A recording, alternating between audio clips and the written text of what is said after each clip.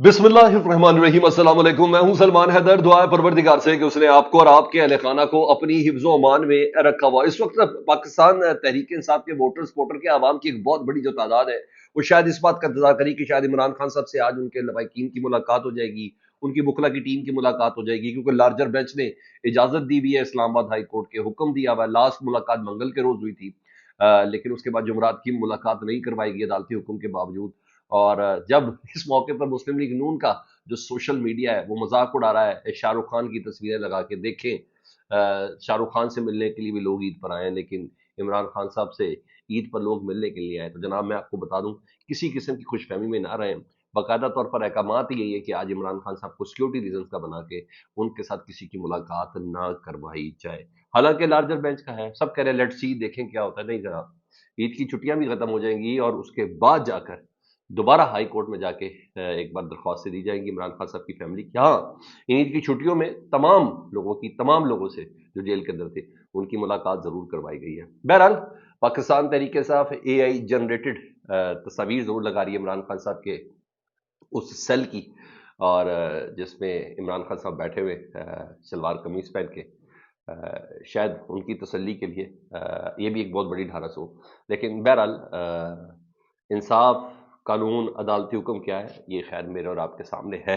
लेकिन हाँ, ये खबर तो मैंने आपको बताई। क्या खूब कहा है ना अल्लामा तारिक जमील साहब ने। और मेरा ख्याल है कि उन्होंने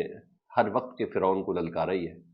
और उनकी ये जुमले ना सिर्फ उनके फॉलोअर्स बल्कि सबके लिए तसल्ली का है, क्योंकि ये पुरानी चीज़ें हैं सारी, इससे कौन इख्तलाफ कर सकता है। लेकिन वो अपने अपने तजुर्बे की रोशनी में अल्लामा तारिक जमील साहब कहते हैं कि मैंने अपनी 70 साल ज़िंदगी में पाकिस्तान में ऐसा जुल्म नहीं देखा जो इस वक्त पाकिस्तान में हो रहा है। जो अब हो रहा है अपनी 70 साल ज़िंदगी में नहीं देखा। लेकिन ये ध्यान में रखें, रात कितनी ही लंबी क्यों ना हो जाए, सुबह को आने से कोई नहीं रोक सकता। इससे भी बड़े बड़े जालिम आए। तैमूर, जो जिंदा इंसानों को खोलते तेल में फेंक दिया करता था, लेकिन वो भी मर गया, दफा हो गया। फिरौन ने मूसा का रास्ता रोकने के लिए कितने बच्चे ज़िबा किए। फिरौन ने मूसा का रास्ता रोकने के लिए कितने बच्चे ज़िबा किए, लेकिन मूसा उसी की गोद में परवान चढ़ा। और तो और वलीद बिन अब्दुल मालिक 10 सिपारे हर रात तहज्जुद में पढ़ता था। यानी किसी का कुरान का पढ़ना, किसी का हाफिज होना, किसी का साहिब इल्म होना, ये मैटर नहीं करता, उसका कॉन्डक्ट मैटर करता। वो कहते हैं वलीद बिन अब्दुल मालिक 10 सिपारे हर रात तहज्जुद में पढ़ता था, लेकिन उसके जुल्म की वजह से उसका चेहरा कब्र में काला हो गया था। अब्दुल मालिक बिन मरवान और हज्जाज बिन यूसुफ को जालिम होने की वजह से कैसा दर्दनाक अजाब मिला, यह उन्होंने कहा पाकिस्तान में जारी जुल्म है ना, इसका निज़ाम जल्द खत्म होगा। अब ये पाकिस्तान के उलमा हजरात को पाकिस्तान की सूरत हाल कहते हैं 70 साल की तारीख में नहीं देखा। और मेरा ख्याल है कि हाँ, मुझे इस बात पर पूरा यकीन है कि एक न एक दिन जरूर कम हो। कब तक? ऐसे ना मुल्क चल सकता है, ऐसे ना सिस्टम चल सकता है, ना ऐसे फितरत चल सकती है। फितरत इस निज़ाम के ऊपर नहीं बनी, फितरत खैर के ऊपर बनी। तो कहीं ना कहीं चीज़ें इंशाअल्लाह ताला अपनी बेहतरी की तरफ जरूर जाएंगी। मेरी होप से बहुत ज़्यादा हाई है। लेकिन हाँ, वो सफ़ेद झूठ बोलने वाले भी हैं जिनकी सच्ची बात पे भी कोई यकीन ना करे। छोड़ दे सारी बातें। जहां वो कटलांग मर्दान उस ड्रोन हमले से मुतल्लिक,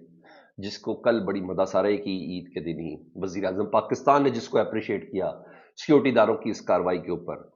और खैबर पख्तूनख्वा हुकूमत ने उसमें 9 मासूम शहदा की जो जिंदगियों का जो मुआवजा दिया, या उन्होंने 50 लाख रुपए का ऐलान किया जी,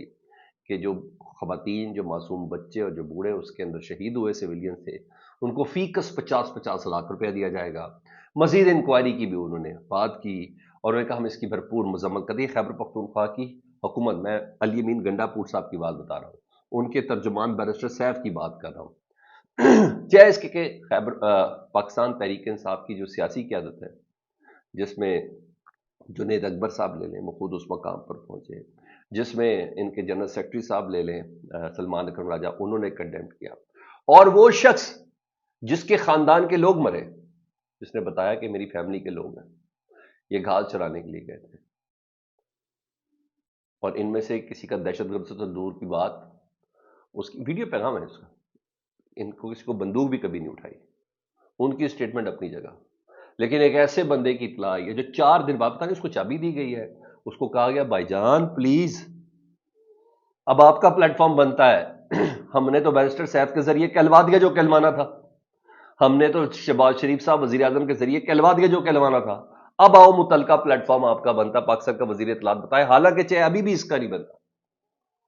اس پلیٹ فارم سے پہلے اس وقت آئی ایس پی آر کا پلیٹ فارم بنتا ہے، مگر آئی ایس پی آر مکمل طور پر 4 دن سے خاموش ہے اس پر رد عمل دینے کے بعد۔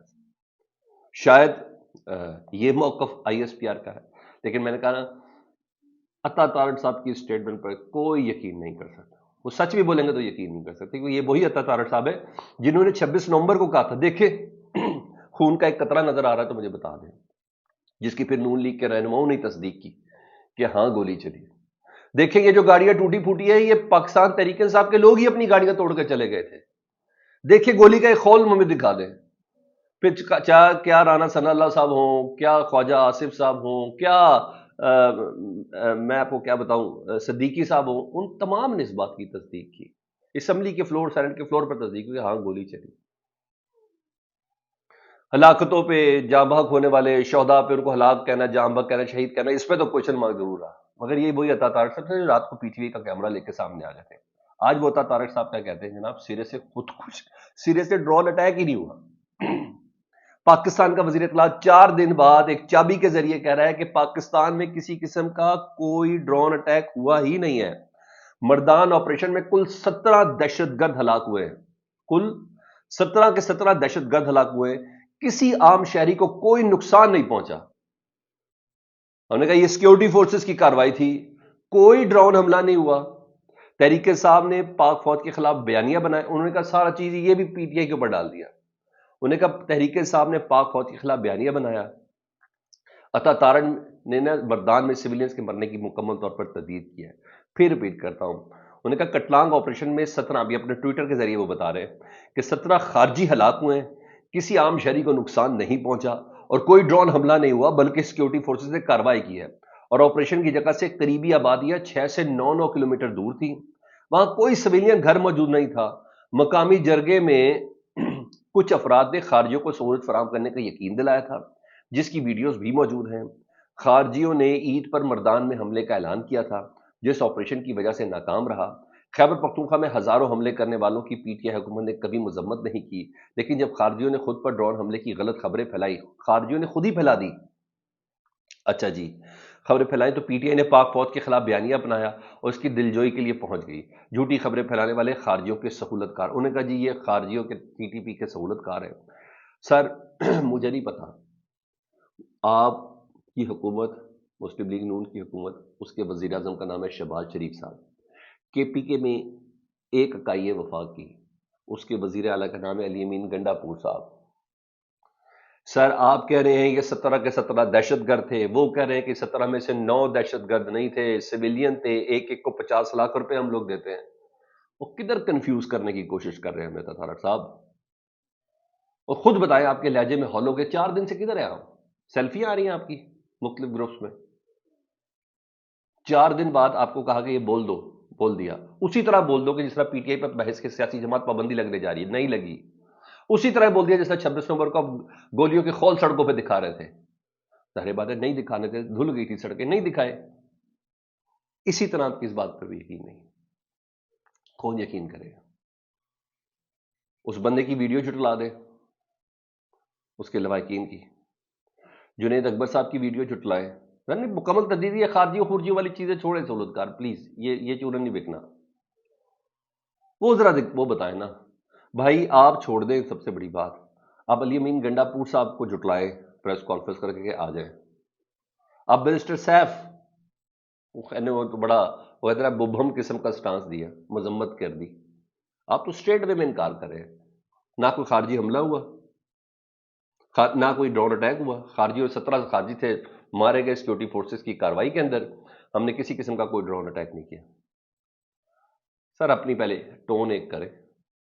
پھر اس کے بعد بات کرتے ہیں، ہاں رانا ثناء اللہ صاحب نے بھی یہی کہا کہ ایک بھی سویلین نہیں تھا، تمام کے تمام دہشت گرد تھے، سمجھ آ گئی، آپ نے بھی بحیثیت وزیر اطلاعات کہہ دیا، لیکن اصل کون بتائے گا؟ میری نظر میں وہ آئی ایس پی آر بتائے گا، میری نظر میں آئی ایس پی آر آ کے بتائیں گے. نہیں تو ہم تو آپ نے جو بیچ میں بول دیا نا جی پی ٹی آئی سہولت کار ہے، یہ ہے وہ، تو آپ سمجھ آپ کی کسی بات پہ بھی یقین نہیں. سیکورٹی میٹر تھا، اس کو سیکورٹی میٹر کے حوالے سے ہی اگر ڈسکس کر کے آپ سامنے لاتے تو سب سے زیادہ بہتر تھا. ہاں اتنی خبر ایک ضرور ہے میرے پاس کہ آج سٹیزن کارڈ کی نا ختم ہونے کی کل آخری تاریخ تھی. آج باقاعدہ طور پر افغان باشندوں کی واپسی کی ڈیڈ لائن کا آخری دن کب گزر چکا ہے. آج پہلا دن ہے جی، 31 مارچ تک کی ڈیٹ تھی. افغان باشندوں کی واپسی کے لیے حکومت کی جانب سے دوسری ڈیڈ لائن ختم ہوئی ہے جی. اور سٹیزن کارڈ رکھنے والے افغان باشندوں کے لیے پشاور اور لنڈی کوتل میں جو عارضی کیمپ قائم ہوئے ہیں اور وہاں باقاعدہ طور پر کام ہے، افغان باشندوں کی بایو میٹرک کے بعد ان کو واپس بھیجا جائے گا. یہ خبر ضرور ہے. اور ہاں ایک ریکارڈ کو درست کر رہے خبر ایک دن پرانی ہے، لیکن میں نے کہا میں اس ریکارڈ کو آپ کے سامنے ضرور درست کروں، کیونکہ مشتاق منہاج صاحب مسلم لیگ نون کے بڑے درینہ کارکن بھی ہیں، کشمیر سے ان کا تعلق ہے، ہمارے پروگرام میں اکثر ریگولر گیسٹ بھی آتے ہیں. وہ کہتے ہیں 8 فروری 2024 کے جو الیکشن کے نتائج تھے نا، اس کے بعد مرکز میں حکومت بنانے کے لیے نواز شریف قائل نہیں تھے. جو نتائج آئے نا 8 فروری کو، نواز شریف نہیں چاہتے تھے کہ وہ مرکز میں حکومت بنائے. وہ چاہتے تھے کہ پی ٹی آئی کے آزاد اور پیپلز پارٹی مل کر حکومت بنا لے. لیکن جب نواز شریف صاحب نے سختی سے انکار کیا تو پھر مشکل شروع ہو گئی. پھر مجبوراً نواز شریف صاحب مشکل کیا شروع ہوئی، سب انہیں سختی سے انکار کیا تو کیا مشکل شروع ہوئی؟ وزیر اعظم شہباز شریف وزیر اعظم بن گئے، مریم نواز صاحبہ وزیر اعلیٰ بن گئی، آصف علی زرداری پریزیڈنٹ آف پاکستان بن گئے، اسپیکر قومی اسمبلی یوسف رضا سینٹ چیئرمین سینٹ یوسف رضا گیلانی بن گئے. سر 2 صوبوں میں پیپلز پارٹی کی حکومت ہو گئی، ایک صوبے میں پنجاب میں نون لیگ کی حکومت ہو گئی. یہ مشکل ہو گئی. اس مشکلوں سے نکلنے کا نتیجہ یہ نکلا. یقین کرتے تو مجھے فیڈ بیک میں ضرور بتائیں. اپنا بہت خیال رکھیں. اللہم صلی علی محمد و آل محمد.